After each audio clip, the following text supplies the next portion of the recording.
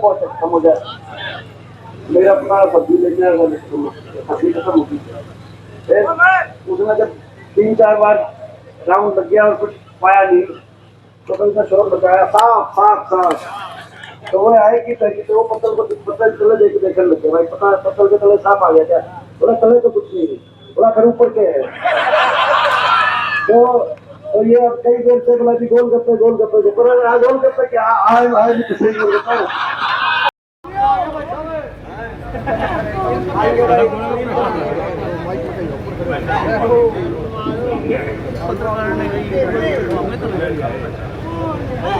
तो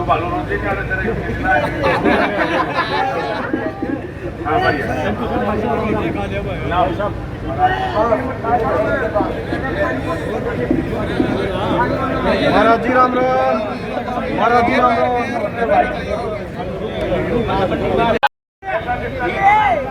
हाथ नीचे कर लो भाई।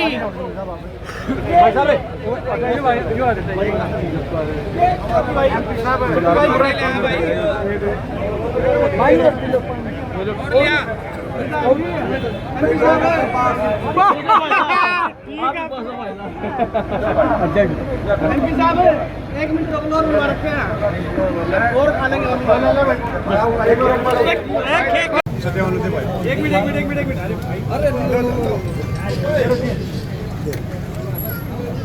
ये फेमस है सर। ये आ गया अपने हमारे शुगर जलेबी हुए हैं। मैं इसके बाद बताऊंगा पास है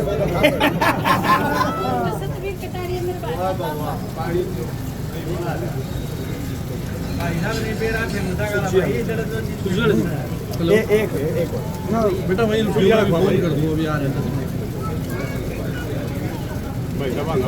नाम क्या है? सुरेश आपके रोहतक का है जी। रोहतक से आपके सुधीर कटारिया रोहतक से अच्छा भाई ऐसा है रोहतक से है। और भाई ये गोलगप्पे खाने रोहतक से ही आएंगे आप। रोहतक से आना पड़ेगा भाई यार जी बिल्कुल। और मैं बताऊँ कितने खा गया? 4 तो खा गया था जब आपने भिजवाए थे वहाँ 4। ये अभी मेरे ख्याल से चौथा भी है। टेस्ट बता दो। मुख्यमंत्री बनते खाना होंगे MP साहब। टेस्ट बता दो जी।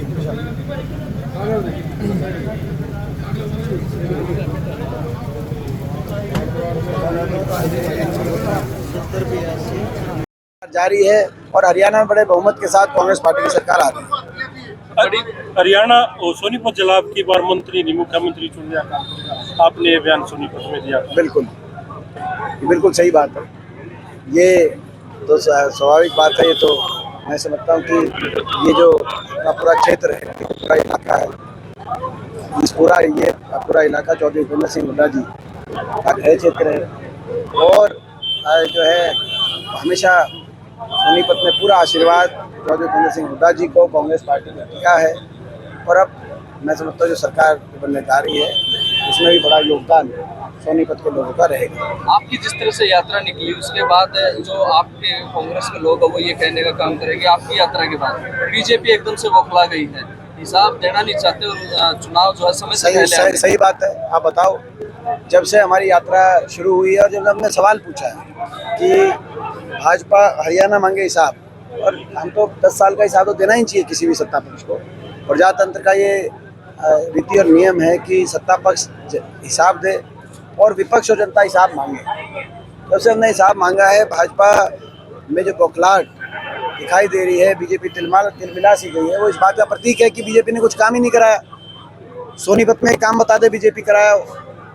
हम अपने काम बता रहे हैं। हमारे समय आपको याद होगा सोनीपत में 6 तो यूनिवर्सिटी बनी। राजीव गांधी एजुकेशन सिटी अलग से, कानपुर में महिला यूनिवर्सिटी अलग से, छोटूराम यूनिवर्सिटी मुरतल में अलग से, national law Baba Saheb Bhimrao Ambedkar national law university, लिफ्टेम यूनिवर्सिटी का स्टेटस भारत सरकार की जो एक यूनिवर्सिटी का स्टेटस जिसको मिला प्राप्त है।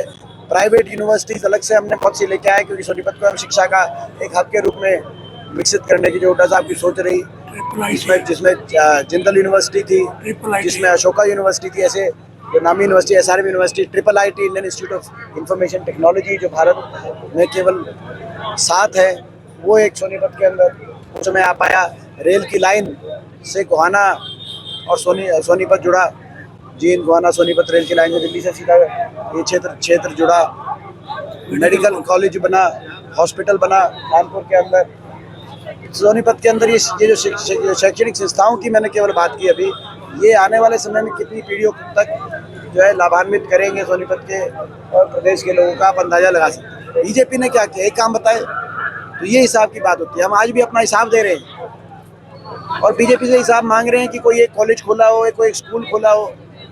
उस समय सारे नेशनल हाईवे नोटिफाई हुए, ये सारे नेशनल हाईवे 334B की बात हो, जींद गोहाना सोनीपत की बात हो, सोनीपत खरखोदा झज्जर होते हुए पारडा दादरी इलाहाबाद तक बात हो, ये 334B, ये सारे नेशनल हाईवे 2014 से पहले नोटिफाई हुए। क्या लगता मीडिया है? की जनता से बात होती है, जनता तो ये सारे काम हुए। अब बीजेपी ने क्या काम किया, बीजेपी बताए 10 साल में हमने हमारे तो, और बीजेपी ने काम बिगाड़ा बल्कि, क्योंकि हमारी ये चुकामे में रेल कोच फैक्ट्री आनी थी, full fledged rail coach factory, repair workshop नहीं, जो ये गन्नौर में जो लेके गए हैं वो, उसकी बजाय वो रेल कोच फैक्ट्री जो हमारी आनी थी, बड़ी परियोजना थी। कपूरथला के बाद दूसरा यहाँ रेल कोच फैक्ट्री, वो तो चलेगी बनारस में, और यहाँ पे आ गई रिपेयर वर्कशॉप। ये तो वही है कि मारुति की फैक्ट्री हो एक और एक मारुति की रिपेयर वर्कशॉप हो। आप रिपेयर वर्कशॉप बनवा के चुनना पकड़ा दिया सोनीपत के, तो इन्होंने तो काम बिगाड़ पटरी से उतारा। इसी तरह मेट्रो की बात है, हमारे समय का प्लान बना हुआ मेट्रो, मगर एक खंबा 1 इंच भी 10 साल में मेट्रो सोनीपत की तरफ आगे नहीं बढ़ पाए। तो ये सारे जो अब सवाल हम पूछ रहे हैं इनकी तरफ से, मगर कोई हिसाब तो क्या है, तो जवाब ही बीजेपी नहीं ने दे रहे। नायब सैनी को मुख्यमंत्री बनाया, एक चेहरा आगे करने की कोशिश की गई है, पिछड़ा चेहरा एक आगे हम करते हैं। वो मानते हैं कि बीजेपी पिछड़ा वर्ग जो हमारा वोट है, लेकिन संसद में आपने सवाल उठाया, जिस तरह से आवाज उठाई है, उसके बाद आपका आज सम्मान भी हुआ पिछड़ा वर्ग ने, और जगह जगह पिछड़ा वर्ग अब आपके सम्मान कर रहा है। क्या लगता है आप? देखिए, हर वर्ग का साथ समर्थन आपने देखा होगा लोकसभा चुनाव में हमें मिला और विधानसभा में मिलने जा रहा है। हर वर्ग बदलाव चाहता है और भारतीय जनता पार्टी की 10 साल के कुशासन से जनता का हर वर्ग त्रस्त है। चेहरे बदलने से नहीं, अब लोग सरकार बदलने का मन बना चुके हैं। आम आदमी पार्टी का कहना है कि जो कांग्रेस को 5 सीट जीतने का घमंड है वो विधानसभा चुनाव में टूट जाए। ये क्योंकि हमारी आम आदमी पार्टी, क्योंकि वो हमारे समर्थन के कारण 5 सीटें, किसने कहा है? अनुराग ढांडा आया था भी, उसने बोला था। ये देखिए, मैं समझता हूँ कि इनके जो प्रदेश अध्यक्ष हैं और अधिकृत जो थे वो सुशील गुप्ता जी, तो ऐसा कुछ कहा गया है, तो मैं जो है इस बारे में कोई। आज यात्रा गोहाना से निकल रही है, आपने माथुराम की जलेबी भी खाई, वहाँ पे सरेआम गोलियां चली, फिरौती मांगी गई।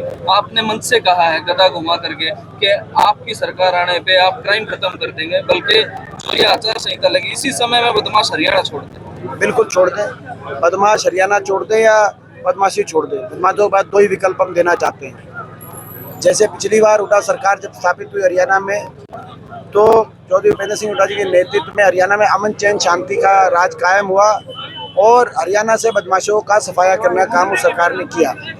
और अभी भी हम ये कहना चाहते हैं कि आज भारत सरकार के आंकड़े दर्शा रहे, ये हमारे आंकड़े नहीं है, ये भारत सरकार गृह मंत्रालय के नेशनल क्राइम रिपोर्ट ब्यूरो के अनुसार देश में सबसे ज़्यादा क्राइम आज हरियाणा में, नंबर 1 देश में सबसे ज़्यादा फिरौतियों के मुकदमे हरियाणा में दर्ज हुए देश पिछले वर्ष 1 साल। सबसे ज़्यादा अपहरण के मुकदमे हरियाणा में दर्ज हुए। हत्या के मुकदमे देश में दूसरे नंबर पे, झारखंड के बाद दूसरे नंबर पे दर्ज हुए। महिलाओं के ऊपर अपराध के सबसे ज़्यादा मुकदमे दर्ज हुए। दलितों के ऊपर अत्याचार के जो मुकदमे थे 2014 के मुकाबले 3 गुना पिछले वर्ष दर्ज हुए। और अपराध जो क्राइम रेट जो क्यूमुलेटिव बताते हैं भारत सरकार में, उसमें 29 प्रदेशों में सबसे ज़्यादा अनसेफ स्टेट हरियाणा को घोषित किया गया। तो ऐसे हालात हरियाणा में क्यों बने? आज गोहाना में आप देखिए, गोहाना में पुलिस की तैनाती ऐसी दिखाई दे रही है जैसे कश्मीर की वादी में हो, जबकि यहाँ तो अमन चैन शांति का ऐसा शासन होना चाहिए कि किसी को चिंता ही नहीं होनी चाहिए, पुलिस की आवश्यकता भी नहीं होनी चाहिए। इतना अमन चैन शांति का सुशासन होना चाहिए हरियाणा में। और यही हमारी लड़ाई है। हमने यही कहा है कि अपराध और अपराधी या तो 40 दिन में हरियाणा छोड़ दे या अपराध छोड़ दे, नहीं तो कांग्रेस की सरकार के बाद किसी को हरियाणा में कोई संरक्षण या जगह नहीं मिलेगी। ये हरियाणा में आपकी यात्रा निकली भाई साहब, किस प्रकार की समस्या देखी? वो तो भाजपा की मर्जी है। आप कह रहे हैं कि वो उठाया नहीं, कांग्रेस ने तो कोई अपना उम्मीदवार ही नहीं पा सकते। देखिए उसमें कोई दो राय नहीं है। गठबंधन की भाई साहब, सरकार थी, कि संख्या बल भाजपा के पास है। जेजेपी जिस तरह से बीजेपी से भाई अलग साहब। हुई, उसके बाद जेजेपी जिस तरह से बिखर रही है, लगातार हुड्डा जी के नेतृत्व में लोग ज्वाइनिंग कर रहे हैं, उनके सारे विधायक बीजेपी नहीं, बीजेपी भी बिखर रही है। बीजेपी से भी जेजेपी से भी बहुत लोग पिछले जुड़ गए हैं। 2 साल में 50 पूर्व विधायक, पूर्व मंत्री, पूर्व सांसद, 1 मौजूदा सांसद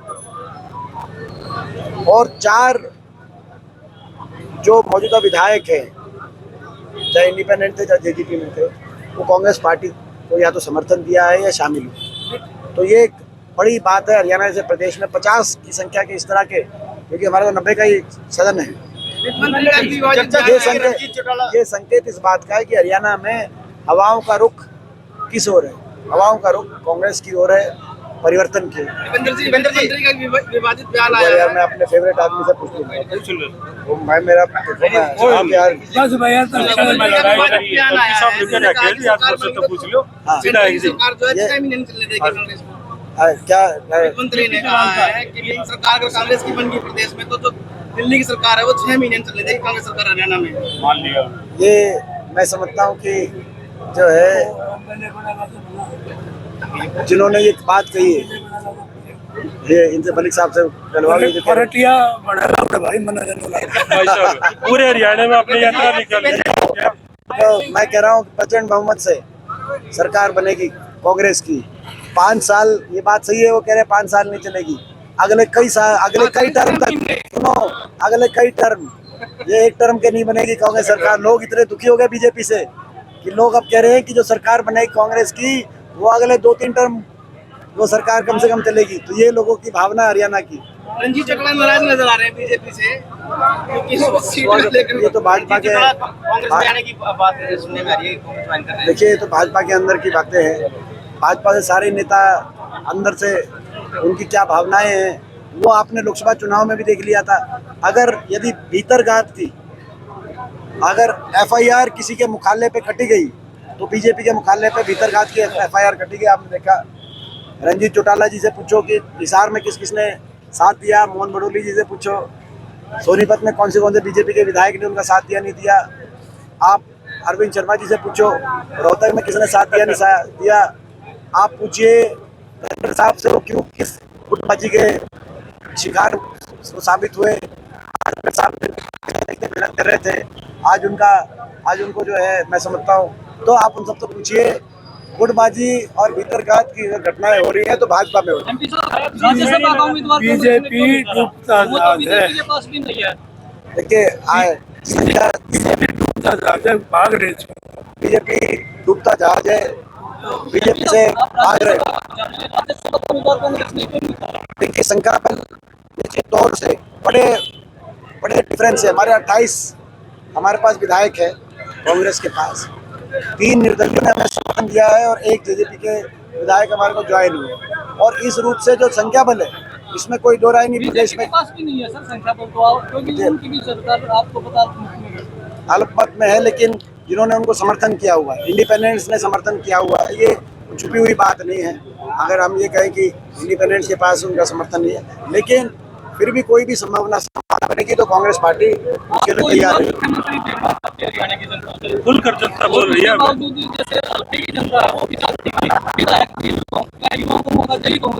कांग्रेस युवाओं को भी देगी, कांग्रेस हमारे अनुभवी नेताओं को भी देगी, क्योंकि किसी भी घर में, आपका घर है, आपके घर में आप ये नहीं कह सकते कि जो आपके बड़े हैं उनका कोई रोल नहीं, या केवल युवाओं का रोल है या केवल बड़ों का रोल है। बड़े भी ये नहीं कह सकते कि युवाओं का कोई रोल नहीं। संतुलन, ये भगवान की सृष्टि का नियम है, उस नियम का पालन कांग्रेस पार्टी करेगी। गेटिंग का फार्मूला सब ऐसे ही चलेगा। ये कांग्रेस पार्टी में जो है चुनाव टिकट वितरण में क्या जो है किस प्रकार की प्रणाली अपनाई जाती है, आने वाले दिनों में वो सारी चीजें स्पष्ट हो जाएगी। नायब सिंह सैनी लगातार आपकी यात्राओं पे कटाक्ष कर रहे हैं कि वो अपना काम बताएं। 2014 से पहले मटर गश्ती करते रहे, अब हिसाब मांग रहे हैं। नायब सिंह जी मुख्यमंत्री जी अपने 10 साल की बीजेपी की सरकार का हिसाब बताएं, क्या काम किए वो बताएं। कामों के आधार पे वोट मांगे, वो तो अभी भी हमें निशाना 10 साल से हमें निशाने पे लेके वोट मांग रहे हैं। जनता को काम चाहिए थे, 10 साल को काम किए हो तो बताएं। कोई कॉलेज खुलवाया हो गोहाना में, कोई मेडिकल कॉलेज खुलवाया हो, कोई अस्पताल बनवाया हो, कोई यूनिवर्सिटी बनवाई हो, कोई रेल की लाइन इनके टाइम बिछी हो, तो हमें जानकारी मिला है, हम भी अपनी आप भी बता सकते हैं। या कोई और काम गोहाना के लिए या पूरे प्रदेश के लिए कोई बड़ा काम, कोई 10 साल बड़ा टाइम होता है। मैंने एक उदाहरण दिया आपको, हमारे समय 81 किलोमीटर मेट्रो हरियाणा के 4 शहरों को जोड़ने का काम हुआ और लगातार बढ़ रहा था। अगला सोनीपत आ रही थी और बहादुर से रोहतक आ रही थी, लेकिन इनकी सरकार में 10 साल में 1 इंच भी मेट्रो आगे नहीं बढ़ी, 1 इंच भी। 10 साल के हरियाणा का एक जनरेशन बूढ़ा हो जाए और 10 साल में ये पूछे कि एक खम्बा भी मेट्रो का क्यों नहीं बना, जबकि इन्हीं की पार्टी की सरकार में नोएडा से ग्रेटर नोएडा पहुंच गई मेट्रो उत्तर प्रदेश में, RRTS गाजियाबाद से मेरठ पहुंच गया। हरियाणा में क्या 1 इंच भी मेट्रो आगे नहीं पहुंच सकती थी, एक खम्बा आगे नहीं बढ़ा सकते थे। तो ये तो हम सवाल इनसे पूछ रहे, मगर वो हमें कह रहे कि सवाल नहीं, हम हिसाब नहीं बताएंगे, हम तो हुड्डा साहब और दीपेंद्र को निशाने पे लेंगे, ये बीजेपी कह रही है। दीपेंद्र जी गोहाना की एक क्यों हमें निशाने पे लिया जा रहा है? क्योंकि हमने हिसाब पूछ लिया। हम तो जनता की ओर से विपक्ष के नाते भाजपा से सवाल पूछ रहे हैं, ये हमारा संवैधानिक अधिकार है, ये कौन सा गलत काम कर रहे हैं? 2500 से ज्यादा आवेदन आए हैं सर, 90 सीटें हैं, कैसे सभी को संतुष्ट कर पाएगी कांग्रेस? ये तो अच्छा संकेत है, इसमें तो किसी को तकलीफ नहीं होनी चाहिए। तो ये संकेत है कांग्रेस सरकार आ रही है। एक आधा आवेदन आप लोग का मन करे, किसी का आप लोग का मन करे, आप लोग भी भर सकते हैं। सर हम इतने देर खींच के उनसे हाँ, काम चला लें। आप लोग के माध्यम से एक पत्रकार साहब के आगे सर उन्होंने भी किया है। अब चौटाला कह रहे हैं कि गठबंधन वोट काटने नहीं, हरियाणा में सरकार बनाने जा रहा है। आपको क्या लगता है? हाँ यही बता दे। अगर ये बात अगर लगती है तो आप बताओ, आप पत्रकार हो, आप आकलन करते हो। लोकसभा चुनाव में जो पार्टी नोटा से नीचे आई हो, जेजेपी भी और इनेलो भी, और जनता ने उनको अस्वीकार कर दिया क्योंकि उनकी कार्यशैली ये ऐसी रही। भाजपा से मिलके चले, बीजेपी के बी टीम बनकर चले, बीजेपी के इशारे पे, आज भी बीजेपी के इशारे पे दोनों पार्टियां जेजेपी और ILLD बीजेपी के इशारे पे वोट काटू की अपनी परिस्थितियां बनाते हुए मैदान में पहुंची। आप देख लेना, चुनाव के बाद देख लेना। देश में हरियाणा की लड़ाई संसद में कौन लड़ता है? देखिए, एक हमारे मैनिफेस्टो में एक बात संविधान की लड़ाई, वित्त की लड़ाई, किसान की लड़ाई। एक मैनिफेस्टो में एक बात रखिए कि भाई जिला पूर्व एक कमेटी बनाई जाएगी जो मांगे हैं अलग अलग जिलों की, और उनके अनुसार जिलों की संख्या में विस्तार किया जाएगा। बाकी जो हमारे मैनिफेस्टो में हमने रखा है उसमें कोई पर्टिकुलर डिस्ट्रिक्ट अभी रखने की बात नहीं है, वो कई जगह से डिमांड है। तो गुड़गांव का भी उस रूप से, गोहाना का भी उस रूप से एग्जामिन कराया। तो कांग्रेस